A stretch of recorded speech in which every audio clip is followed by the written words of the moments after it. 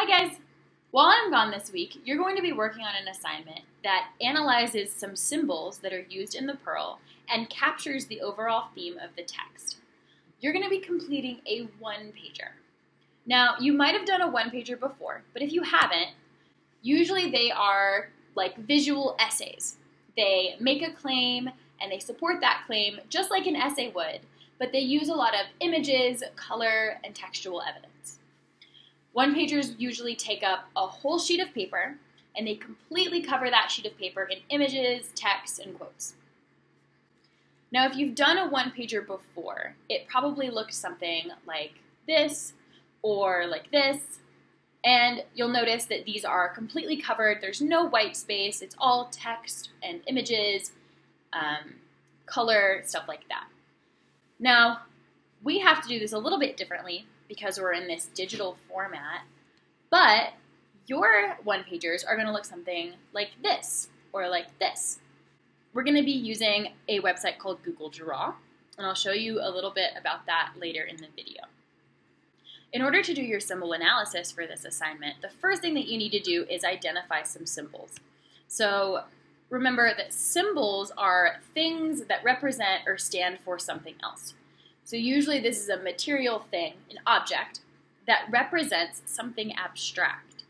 For example, in Romeo and Juliet, a rose could symbolize love or purity, and the poison that shows up at the end of the play could symbolize death or falsehood. So symbols are usually objects, things that represent something else. What might some symbols be for the Pearl? I want you to pause this video and write down 3 symbols from the Pearl that you can use on your one-pager.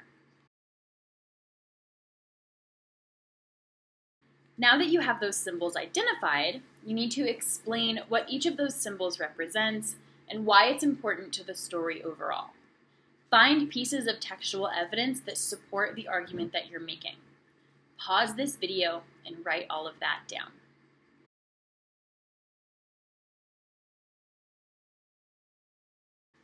Now that you have your symbols identified and you know what your explanations for each symbol is going to be, you can start putting your one-pager together.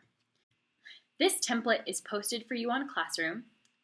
You can go in and in these boxes, you can put your explanations of your symbols in each of these 3 boxes. And then in these boxes, you can put images of your symbols. Now, normally, I would want you to draw these, but that's a little bit more difficult because we're in an online setting. So you can draw pictures of your symbols and then take pictures of them, upload them, and put them in here. Or you can find pictures on the internet. Pro tip, if you don't want to have to do a whole separate Google search to find images for your one-pager, you can go right up here to Insert, Image, and search the web, and it comes up with this whole search bar of different images that are on Google. So you can look for, I don't know, a beach. Say that the beach is one of your symbols, right? It comes up with all of these images from Google, and you have a ton to pick from, and then you just click on them, insert them into your document, and then, resize them, make them fit, whatever you gotta do. Something else that needs to get done is this border. So you'll see that this border says, your border should reflect the theme, concept, or message of the novel. Now, I'm gonna let you interpret that however you like, because the way that you interpret the theme of the novel is gonna be very dependent on you and your experiences. In this border, you can put one word that you repeat over and over again. You can put a sentence that you write on all 4 edges. You can write a sentence that wraps around all 4 edges, whatever. You can do any of that as long as your border reflects the theme, concept, or message of the novel. And then of course you can change the colors. You can do pretty much whatever you want. Be creative and have fun. Now, make sure you get all of your points. Your one-pager needs to have 3 symbol images or drawings, 3 explanations of those symbols that include a framed piece of textual evidence, and a border that reflects the theme, concept, or message of the novel. It also needs to be in full color and be totally complete. Don't leave me any big blank spaces, don't leave that border empty, etc. Make sure you get all of those points.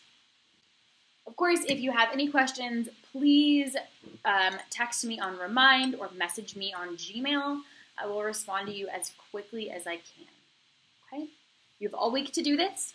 It is due Sunday at midnight, so make sure you turn in a quality one-pager that you are proud of. Have an awesome week, guys, and I will see you soon.